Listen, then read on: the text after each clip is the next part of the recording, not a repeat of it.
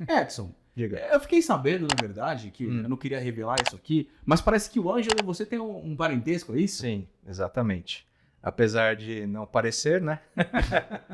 Tudo igual, né? Tudo japonês, brincadeira. Mas ele é meu tio, né? Por parte de mãe, né? Então, sou mestiço, no caso, meu pai é japonês.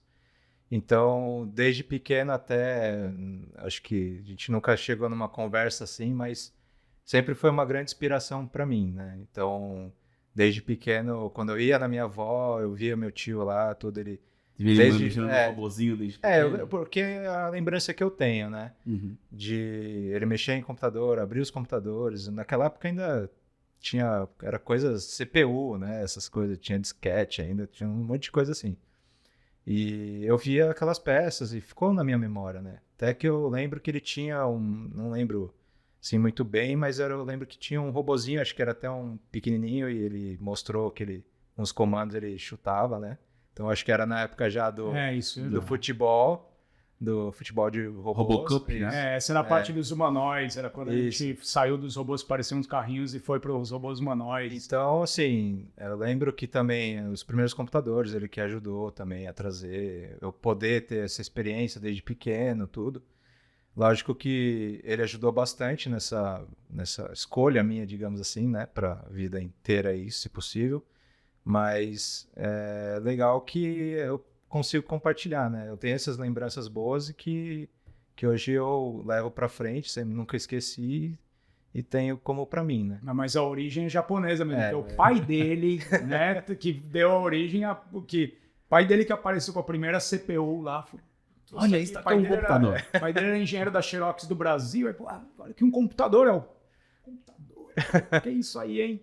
Então é uma troca entre gerações. Troca entre gerações, exatamente. Legal. Mas é bom saber que a família inteira gostou da área de exatas e tá seguindo nesse caminho. Tudo bem que assim, né? Nós não temos um Ângelo, nós temos aqui o Edson, que né, é a cota aí da família alguma que veio pro nosso lado aqui. Na cibersegurança, você quer um ninja. Aí, é um brasileiro. É verdade, posso falar que você é um ninja, né? Já que eu sou de origem japonesa também, né? Tenho metadezinha ali. Tá vendo, pessoal? Temos um ninja na Icon. Eu só descobri isso hoje, 10 anos depois. Caramba. Legal. E, Ângelo, essa história da Robocup, que foi quem, vamos dizer, fomentou essa vontade em você de continuar seguindo e depois da galera querer criar um robô, porque tudo isso nasceu em laboratório, etc. Foi uma ideia da FEI mesmo? Foi um incentivo de algum órgão, sei lá, do governo, do estado? Ou foi a própria faculdade que falou assim, olha, vamos criar aqui uma Copa para... Porque o que eu imagino, né? Por que eu tô fazendo essa pergunta? Eu imagino que na faculdade talvez às vezes não tenha espaço para criar todos os projetos para que os alunos possam desenvolver suas habilidades. E aí ela precisa, às vezes, criar alguma coisa para fomentar os alunos a estudar e etc. Criar interesse. Porque às vezes quando não tem uma área, um campo de estudo muito abrangente, ou que não tem onde praticar, aí a faculdade precisa criar um laboratório, criar alguma coisa para o pessoal poder fazer essa pesquisa. Mas isso nasceu na FEI mesmo, ou a FEI ela incorporou, ajudou a criar? Na verdade, chama Robocup Federation. A Robocup Federation é uma entidade sem fins lucrativos internacional que foi criada talvez no fim da década de 90, no começo dos anos 2000. Então é um pool de pesquisadores de robótica de diversos países. Então, por exemplo, nós lá, nossas referências eram o pessoal da Carnegie Mellon, que é uma das universidades mais importantes dos Estados Unidos, tinha o pessoal da Georgia Tech, tinha o pessoal da Universidade de Tóquio, tinha um pessoal da Tailândia, que eles eram fenomenais, e aí a ligação de por que eles eram fenomenais era muito clara, porque a indústria mais avançada na Tailândia ali, então a engenharia de controle deles era avançadíssima. Então tinha gente do mundo inteiro.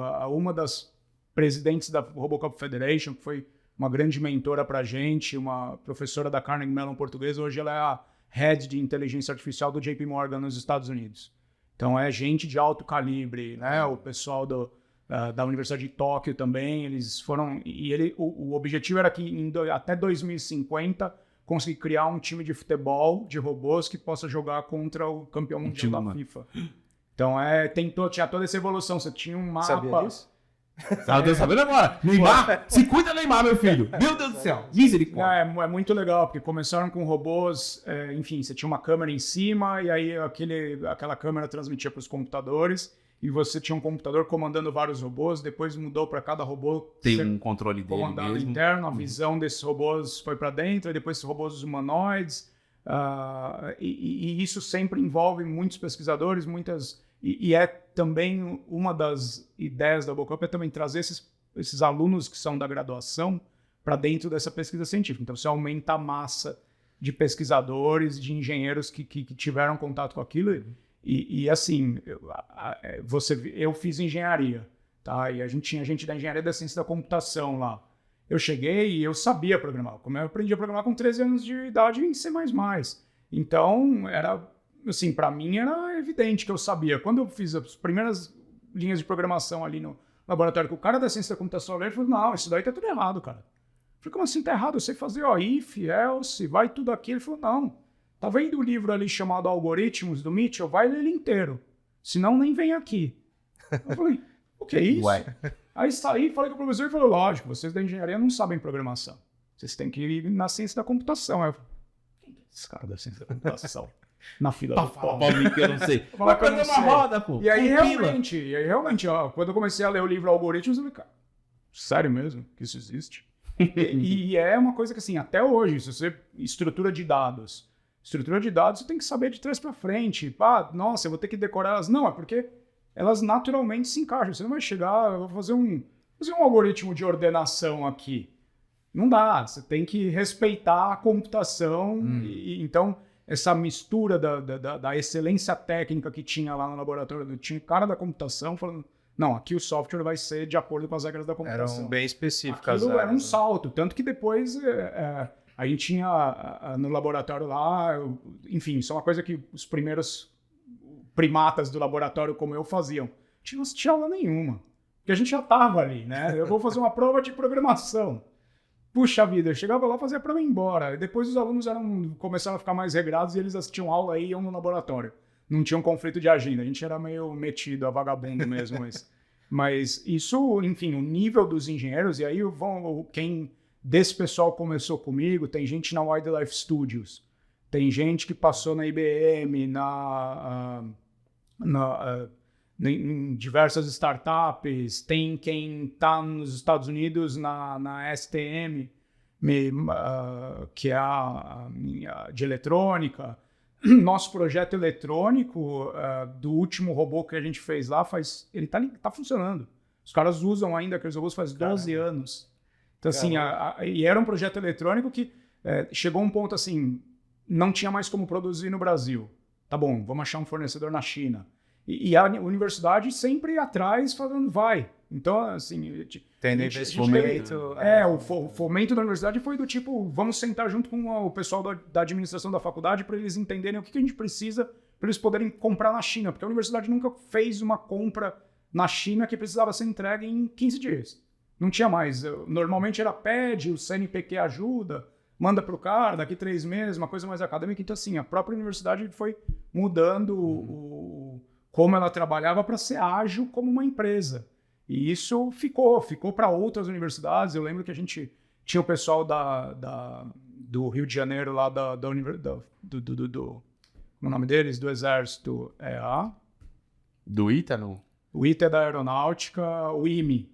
O IME RJ, que é, né, o IME USP é a matemática, sim. O IME RJ, Instituto Militar de Engenharia. Eram engenheiros fantásticos, só que eles ainda tinham ali, porque muito ligado ao governo, etc., uma lentidão nos processos de compra. Eu lembro da gente ter falado, pega os robôs da geração anterior e dá para os caras. Para ajudar o processo. Dá para os caras para eles. E aí no ano seguinte eles ganharam da gente na competição. Por quê? Isso que chama de alimentar o inimigo. Isso. Enfim, mas no fim você vê, e aí tem também, tem pessoal do IME na Wildlife Studios. Deixa eu te fazer uma pergunta, Ângelo. Como que é essa dificuldade? Porque assim, né? Você contando essa história até, eu pensei no seguinte, né? A gente não é um país que é grande produtor de tecnologia, né? A gente não tem grandes empresas de software, nada do gênero. Tem até pessoas que discordam da minha visão, mas eu falo, cara, legal. Quantas Apples tem o Brasil? Nenhuma. Então a gente não é produtor desse tipo de coisa, né? Não quer dizer que não tenha bons profissionais na área. Eu acho que tem. O Brasil é um dos países que tem os melhores programadores, os melhores hackers, os melhores engenheiros que competem mundialmente, como você está descrevendo aí. Mas como foi o impacto para você de Cheguei a falar assim, olha, né, vou comprar peças da China, porque aqui no Brasil não tem, e eu preciso montar meu robô. E chegar lá na feira, ou chegar em algum lugar, tu vê o robô do cara de Singapura, da Tailândia, do cara do Japão, que tem, sei lá, 10 vezes mais. Ou talvez melhor construído. Tem um controle Não, melhor. o melhor construído sempre vai ter, porque você começa, independente, enfim, o outro que é melhor, essa é a grande integração. Porque quando você chega lá junto, quantas vezes na RoboCup trocou-se projeto? Tipo, por que você fez isso? Ah, não, porque se você fizer isso, vai acontecer isso. Pô, legal. Como é que você fez o cálculo? Não, peraí que eu te dou o arquivo pronto. Então, assim, tinha uma troca ali, tinha 5 mil pessoas dentro de um ginásio, ficando 5 dias, e trocando tudo. Pô, faz um banner lá pro cara do Japão, pô, me arruma aqui um soldador, e você troca projeto. Quanto que a gente fez? A gente, enfim, para um lado e para o outro. Tanto a gente recebeu quanto doou. Quanto passou, mas era... Você tinha ali, enfim, você chega com um robô que anda 2 metros por segundo e tá indo bem, faz umas curvas legais, chega o do cara que... Pô, dá um cavalinho de pau. No YouTube tem aí, se você puser RoboCup 2010, que faz muito tempo, e olhar os vídeos da RoboCup, você vai ver que o cara... Você fala assim, o robô não erra nunca. A engenharia de controle dele é perfeita. E aí você fala, calma, o cara fez isso. E o cara te explicava, não, fiz assim, assim, assim. Não, isso daqui que você fez na programação tá errado, não vai dar certo, isso vai dar certo. E você trocava, tinha muito, e todo mundo, tinha equipe do Irã, 2, 3, 4 equipes iranianas, porque a RoboCup sempre teve esse negócio de ser a política partidária, então todo mundo participa. Tinha equipe da China, e você tinha a rivalidade, a equipe da China lá, trabalhando desesperadamente para bater a única equipe americana. Enfim, a gente teve até o caso em que meu colega de laboratório, Felipe, ele terminou o jogo e ele sacou da bandeira do Corinthians. Ele sacou da bandeira do Corinthians, veio a diretora lá da RoboCup falando, sai, tira. Ela nem sabia se aquilo era um país, sei lá, um grupo neonazista. Ela sai, não pode, bandeira e não sei o que, ele vai Corinthians! Então tinha muito essa troca e é muito importante. E eu acho que depois tem o time... Hoje em dia a gente tem... Você vê como essa inspiração vai multiplicando. Então hoje em dia a gente tem o time da UFMG, o time da USP, o pessoal da USP São Carlos, muita gente que estava ali virou professor de alguma universidade. Eu lembro um dos um dos caras do projeto lá foi, acho que está na Universidade Federal de Santa Catarina. Então você vai vendo mesmo que isso vai multiplicando. Você toma o gosto pela ciência, pela pesquisa acadêmica. Muita gente ali foi fazer mestrado, doutorado, como eu, outros. Então isso é muito importante. E a história do Brasil, yay or nay, né? Quando você fala que o Brasil não tem uma Apple, a Europa também não tem uma Apple. Sim. Você tem uma particularidade ali que os americanos têm que é mais complexa, né? Que meio que gera essas grandes empresas quase monopolistas que, enfim, são boas e ruins. Mas tem os lados bons. Isso, tem um lado bom e ruim. Mas mesmo a Europa tem dificuldades em criar empresas tão grandes, mas ela cria, obviamente, muito mais pesquisa científica do que a gente. Isso é direto. Quantas universidades você tem num nível muito alto, quanto você tem de incentivo à pesquisa científica. Tá? E isso vai produzindo. Mas no Brasil produz-se bem.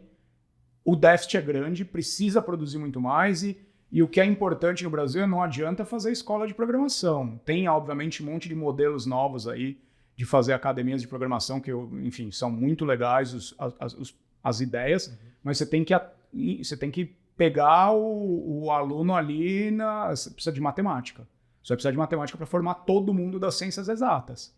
Né? Senão a gente vai ter um problema maior. Então, o cara ele sabe programar, mas só porque e uma coisa muito legal, já que a gente foi nesse caminho, tem o Uncle Bob, criador do C++, que, enfim, o sobrenome é o Bjorn Strup, eu nunca sei falar, mas Uncle Bob. Uncle Bob, enfim, dá palestras filosóficas aí há muito tempo, é um gênio, e em um dos eventos da Microsoft alguns anos atrás ele falou a computação, a ideia de programação e etc., ela está voltando de onde ela saiu, da matemática. Da matemática, sim. Então, o ChatGPT, enfim, o Codex, Copilot, GPT, Llama, tudo isso são os caminhos pelos quais isso deve acontecer. Cada vez menos você faz boilerplate code, Cada vez menos você repete, cada vez você tem um assistente mais capaz de programação, para que você pare de programar no sentido de dar comandos para a máquina e volte a fazer algoritmos.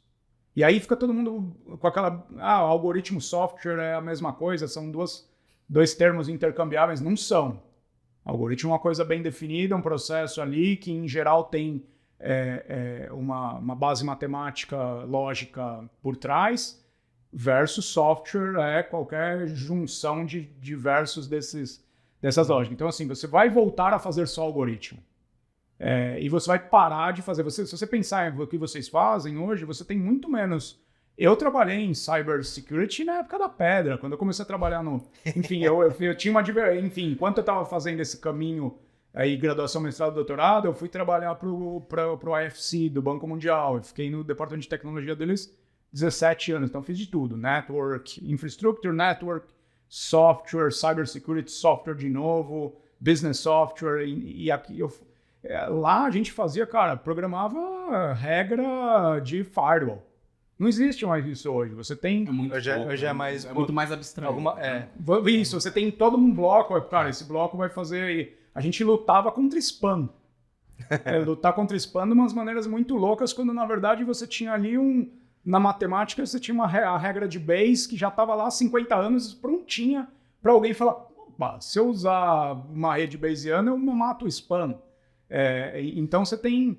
Você vai voltar. Então, quem fala, vou fazer um curso da linguagem ABC. Eu acho que o velho livro Algoritmos do Mitchell é o que vai persistir.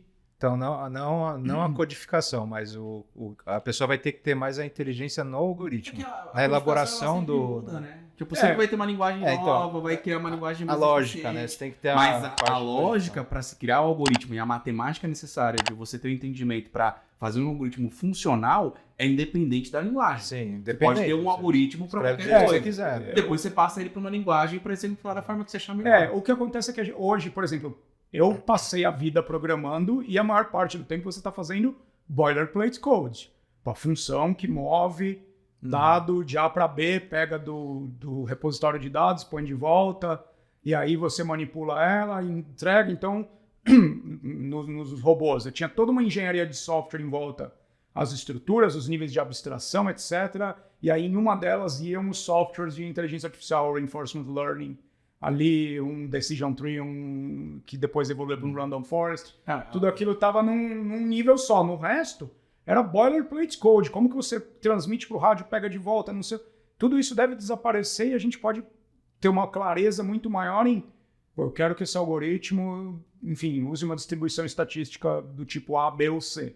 É isso que vai acontecer. Quando você olha o que está acontecendo agora, o que é um LLM, o que é um transformer, ele nada mais é incríveis ideias da matemática conseguindo voar mais livres para dentro da computação e menos pré-definidos, if, then, else. If, then, else já morreu. Já era. Eu fico imaginando o seguinte, né? Você faz um robô, que já envolve uma engenharia eletrônica. Enfim, várias, né? Várias uma áreas. engenharia eletrônica, mecânica, Sim. excepcional, né? Só de você construir o robô. Ficar em pé e andar. Aí é legal. Aí tu vai criar agora a engenharia de software para operar esse robô. Sim. E aí, a engenharia de software não é só você criar o programa que faz o robô andar. Não, porque para ele andar é uma engenharia, é um tipo de programação, é um tipo de programa, algoritmo específico para ele andar.